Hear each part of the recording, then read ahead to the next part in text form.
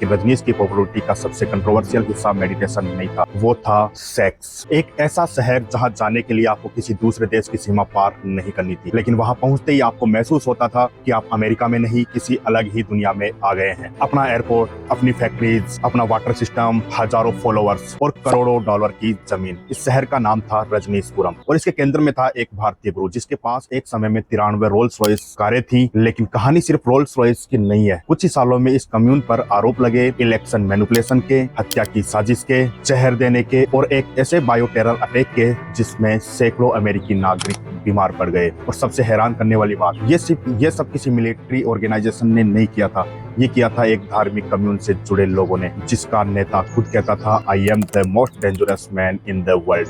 तो आखिर कौन था ये आदमी? एक एनलाइटेंड मिस्टिक, एक विजनरी जिसने एक नई तरह की सोसाइटी बनाने का सपना देखा, या फिर एक ऐसा कल्ट लीडर जिसके चारों तरफ पावर, पैसा और ब्लाइंड डिवोशन जमा होता चला गया? इस कहानी को समझने के लिए हमें अमेरिका से हजारों किलोमीटर दूर जाना होगा। मध्य प्रदेश के एक छोटे से गांव में 11 दिसंबर 1931 रायसेन डिस्ट्रिक्ट के कुचवाड़ा गांव में एक बच्चे का जन्म हुआ। नाम था चंद्रमोहन जैन। किसी ने शायद उस वक्त कल्पना भी नहीं की होगी कि यही बच्चा आगे चलकर दुनिया भर में भगवान श्री रजनीश और बाद में सिर्फ ओशो के नाम से जाना जाएगा। और उसकी कहानी शुरू होती है एक ऐसे बचपन से जहाँ सवाल पूछना उसकी आदत थी और परंपराओं को मान लेना उसकी फितरत नहीं थी। और शायद यही रिबेलियस नेचर आगे चलकर उसकी सबसे बड़ी ताकत भी बना और सबसे बड़ा विवाद भी। वो आदमी जो किसी की भी नहीं सुनता था। रजनीश ने फिलोसॉफी की पढ़ाई की और बाद में टीचिंग भी की, लेकिन जल्दी उसे महसूस हुआ कि क्लासरूम की 4 दीवारों में रहना उसके लिए नहीं है। 60s में उसने पूरे भारत की यात्रा शुरू की। वो धर्म पर बोलता था, राजनीति पर बोलता था, गांधी की विचारधारा की आलोचना करता था और सबसे बड़ी बात, वो लोगों को अनकंफर्टेबल सवाल पूछने के लिए उकसाता था। उसका मैसेज सिंपल था, सिर्फ इसलिए किसी की बात मत मानो क्योंकि उसे सदियों से माना जा रहा है। धीरे धीरे उसके आसपास फॉलोअर्स जमा होने लगे। 70s में उसने अपने फॉलोअर्स को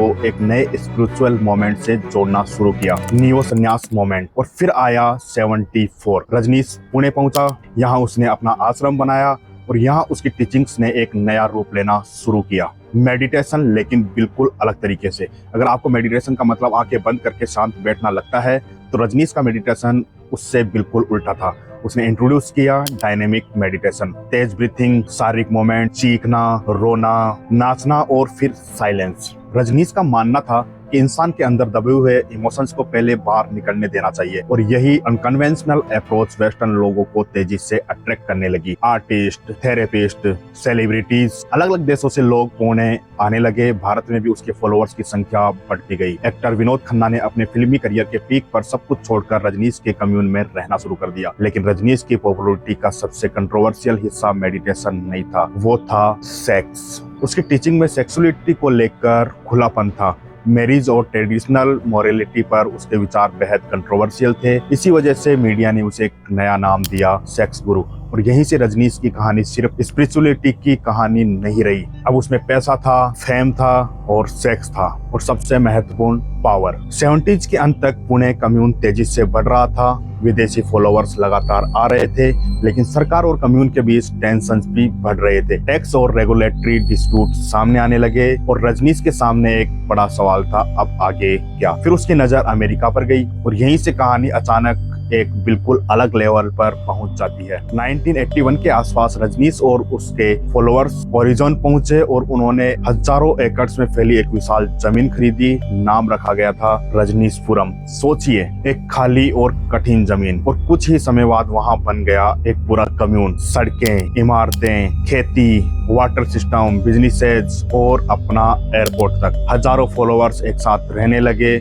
बाहर से देखने पर यह किसी फ्यूचरिस्टिक यूटोपिया जैसे लगता था, लेकिन इस यूटोपिया के सामने एक छोटी सी प्रॉब्लम थी। इसके ठीक पास था एंटेलोप, एक छोटा अमेरिकी टाउन, और जल्दी लोकल रेजिडेंट्स को लगने लगा कि उनके टाउन में कुछ ऐसा हो रहा है जिसे वे कंट्रोल नहीं कर सकते।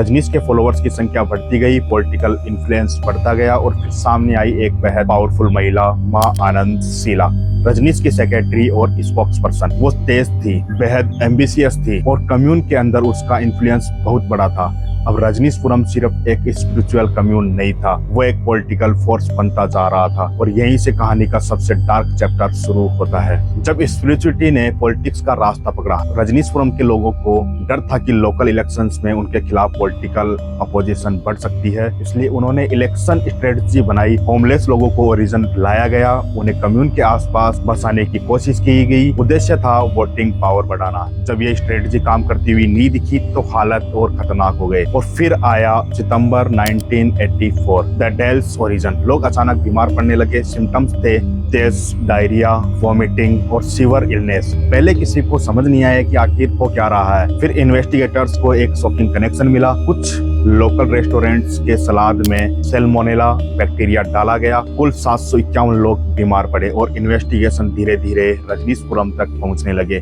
ये कोई एक्सीडेंट नहीं था, ये एक डिलिब्रेट बायोलॉजिकल अटैक था और इन्वेस्टिगेटर्स के मुताबिक इसका मकसद था लोकल वोटर्स को बीमार करना ताकि इलेक्शन में उनकी पार्टिसिपेशन कम हो सके।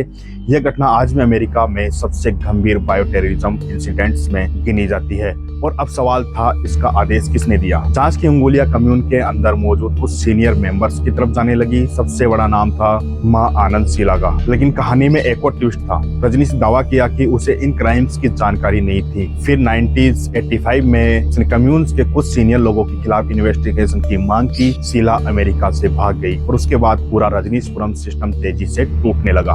1985 में रजनीश पर इमिग्रेशन रिलेटेड चार्ज के मामले में अमेरिकी अथॉरिटीज के साथ कानूनी कार्रवाई हुई। आखिरकार उसने अमेरिका छोड़ दिया। जिस एम्पायर को उसने ओरिजिन में खड़ा किया था वो बिखरने लगा। कुछ ही साल पहले हजारों लोग उनके पीछे चल रहे थे और अब उसका अमेरिकन ड्रीम खत्म हो चुका था। रजनीश भारत वापस आया, लेकिन इस बार उसने अपना पुराना नाम छोड़ दिया। भगवान श्री रजनीश नहीं, अब वह था ओशो। और पुणे में उनका कम्यून फिर से सक्रिय हुआ, लेकिन अमेरिका की कहानी उसके नाम के साथ हमेशा से जुड़ी रही। आखिर ओशो था क्या? ओशो की कहानी को सिर्फ एक शब्द में डिफाइन करना आसान नहीं है। उसने मेडिटेशन को लाखों लोगों तक पहुंचाया। उसकी किताबें आज भी पढ़ी जाती हैं, उसकी टेक्निक्स पर दुनिया भर में चर्चा होती है। लेकिन दूसरी तरफ उनके मूवमेंट्स के इतिहास में पावर स्ट्रगल्स हैं, मैनिपुलेशंस के आरोप हैं, पॉलिटिकल इंटरफेरेंस हैं और ओरिजिन का वह बायो टेरर अटैक है जिसमें सैकड़ों लोग बीमार हुए। 2018 में नेटफ्लिक्स की डॉक्यूमेंट्री वाइल्ड वाइल्ड कंट्री ने इस पूरी कहानी को फिर दुनिया के सामने ला दिया। और फिर वही सवाल वापस आ गया, ओशो आखिर था कौन? एक मिस्टिक, एक रिवोल्यूशनरी थिंकर, एक कंट्रोवर्शियल स्पिरिचुअल लीडर या एक कल्ट लीडर? शायद ओशो की कहानी की सबसे दिलचस्प बात यही है कि जितना आप उसे समझने की कोशिश करते हैं, कहानी उतनी ही कॉम्प्लिकेटेड होती जाती है। एक छोटे से भारतीय गांव में जन्मा लड़का जो दुनिया के सबसे कंट्रोवर्शियल स्पिरिचुअल फिगर्स में से एक बना, एक आदमी जिसने अमेरिका में अपना शहर बसाया, एक गुरु जिसके पास में 93 रोल्स रॉयस थी और एक मूवमेंट जिसका नाम अमेरिकी इतिहास के सबसे बड़े बायोटेररिज्म अटैक में से एक के साथ जुड़ गया। ओशो ने कहा था, I am the most dangerous man in the world. लेकिन असली सवाल यह नहीं है कि ओशो डेंजरस थे या नहीं। उसका असली सवाल यह है, एक इंसान के अंदर मौजूद करिश्मा, फेथ और पावर जब एक साथ मिल जाए तो वो सोसाइटी को कहां से कहां ले जा सकते हैं। आपके हिसाब से ओशो कौन थे, मिस्टिक या मैडमैन? अपनी राय कमेंट में जरूर बताएं। और अगर आपको ऐसी ही रियल स्टोरीज पसंद है जहां स्पिरिचुअलिटी के पीछे छिपी पावर, पॉलिटिक्स और कंट्रोवर्सी की पूरी कहानी सामने आती है, तो चैनल को सब्सक्राइब करना मत भूलिए।